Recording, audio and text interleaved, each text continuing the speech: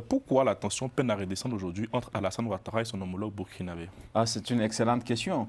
Le bras de fer entre l'un et l'autre ne date pas de maintenant. Le président Ibé, il faut peut-être pour nos téléspectateurs rappeler que la Côte d'Ivoire et le Burkina partagent une ronde frontière de près de 500 km. Et depuis l'arrivée de Ibé au pouvoir, il y a une suspicion de déstabilisation à partir de la Côte d'Ivoire parce que la Côte d'Ivoire a accueilli un certain nombre d'opposants burkinabés qui se sont réfugiés sur son territoire.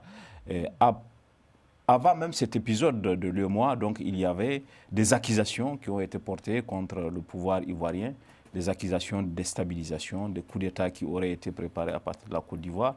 Et il y a même eu fait inédit dans les relations entre les deux pays parce qu'il faut dire qu'il y a quand même une communauté importante en Côte d'Ivoire, plus de 5 millions de personnes. Et je crois, je peux me tromper, mais c'était les seuls pays, les deux, qui faisaient des conseils des ministres conjoints. Oui. Il y avait même des conseils des ministres ivoiriens entre les deux qui faisaient. Et je crois que le Burkina, au plateau, à Abidjan, pour ceux qui connaissent, est en train de construire une immense ambassade à l'époque. En tout cas, et puis les relations se sont du jour au lendemain dégradées